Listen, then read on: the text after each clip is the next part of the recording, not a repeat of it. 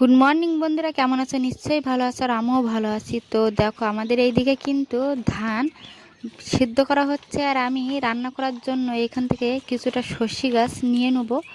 তো দেখো, ধান যেহেতু তোমাদের দাদাভাই বাড়িতে নেই, ওই জন্য আমরা ধান কিন্তু ছাদের উপরে তুলতে পারি না। আর পারি না, তার একটা কারণ হচ্ছে আমাদের সিঁড়িটা হচ্ছে বাঁশের সিঁড়ি। ওই জন্য ওই সিঁড়ি বেয়ে ভালোভাবে ধান নিয়ে তোলা যায় না, আর বালতি কাটিয়ে কাটিয়ে প্রচুর সময় লেগে যায়। তো সেই কারণে কিন্তু আমরা ধানটাকে নিচে উঠোনে পাতিয়ে হয়তো 2 দিন লাগবে শুকাতে, আর ছাদের উপরে দিলে একদিনেই শুকিয়ে যাবে। আর এই দিকে দেখো, আমি কিন্তু আলু আর ডাল একসাথে ভাতে দিয়েছি, দিয়ে ভাতটা করে নিচ্ছি। আর এইদিকে আমি উচ্ছি ভাজবো আর ডাল রান্না করবো ভাবছিলাম। তা এইসবগুলো ভাবতে ভাবতে আমি লেগেছি সবজি খেতে। আর বাড়িতে সবজি ক্ষেত থাকলে কত সুবিধা হয় তোমরা দেখলেই তো বুঝতে পারছো।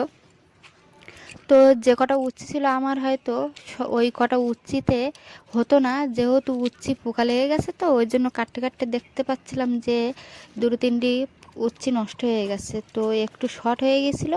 ওই জন্য আমি সবজি ক্ষেতের থেকে দেখো আর কিছুটা উচ্ছি তুলে নিয়ে আসি। তো দেখো, 2টো উচ্ছি গাছে কিন্তু প্রচুর উচ্ছি হয়েছে আমাদের।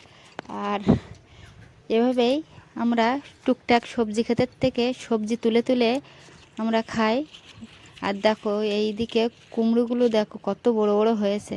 আর এইদিকে আমার চোখ পড়ে গেছে কুমড়ো গাছের কাছে যেই যাচ্ছি সেই কুমড়ো ফুলের দিকে। তো কুমড়ো ফুলও নিয়ে যাই, যেহেতু বেসনও আছে।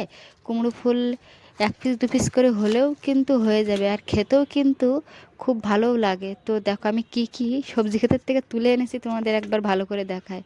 তো দেখো, এই আমগুলো তুলে এনেছি, যে ডাল সিদ্ধ হয়ে গেছে ওর সঙ্গে ভাবছি টক ডাল করে দেবো। আর এইদিকে উচ্ছি আর আলু ভাজবো, আর কুমড়ো ফুলের চপ আর আলু ভাতে। দেখো, আমি আলু ভাতেগুলো বের করছি। এইদিকে সকালে টিফিনও হবে, দুপুরের তরকারি রান্না হয়ে গেছে একেবারে। আর একেবারে রান্না করে নিয়ে আমরা কিন্তু একটু রেস্ট নিয়ে আবার সন্ধেবেলা এক জায়গায় যাব। তো কোথায় যাব তোমরা ভিডিওটা দেখতে থাকো, তাহলে বুঝতে পারবে। তো দেখো, আমরা কিন্তু রেডি হয়ে গেছি যাওয়ার জন্য। আর মেয়েরা গিয়েছিল পড়তে, তা সেখান থেকে বাড়ি আসার পরে তারপরে কিন্তু আমরা সবাই মিলে রেডি হচ্ছি। আর সঙ্গে কিন্তু আমাদের শাশুড়ি মাও আমাদের সঙ্গে যাচ্ছে। তো দেখো, আমরা 3জনে কিন্তু কমপ্লিট। এবার চলো যাওয়া যাক। তা যাওয়ার আগে কিন্তু আমাদের ঘরের লাইটটা অফ করতে হবে। আর লাইট একেবারে বন্ধ করব না, মানে যেটা একটু কমজোর সেটা জ্বালিয়ে রাখবো, জিরো ল্যাম্পটা। আর যে ল্যাম্পটায় আমি যে লাইটটায় আমি ভিডিও বানাই, জোরে যে লাইটটা দেয়া আছে, মানে অনেক আলো হয় যে লাইটে, সেই লাইটটা কিন্তু বন্ধ করে দিয়েছি। তো দেখো, আমি কিন্তু বাইরের কলতলার দিকের লাইটটা বন্ধ করে দিয়েছি, দিয়ে সামনের লাইটগুলো আমি জ্বালিয়ে রাখবো, যেহেতু আমরা বাড়িতে থাকবো না। আর সামনে তো আমাদের গ্রিল নেই, তা সেই কারণের জন্য দেখো আমি ঘিরে দিচ্ছি একটু। আর গ্রিল না থাকলে তো এইরকমই পর্দা টানিয়ে সুন্দর করে ঘিরতে হয়, কিছু করার নেই। তো দেখো, আমরা কিন্তু চলে যাচ্ছি। আর দেখো, গেটটা কত সুন্দর সাজিয়েছে। আর এখানে কিন্তু আমাদের নিমন্ত্রণ হয়েছিল, ওই জন্য কিন্তু আমরা মায়ের পুজোয় যাচ্ছি।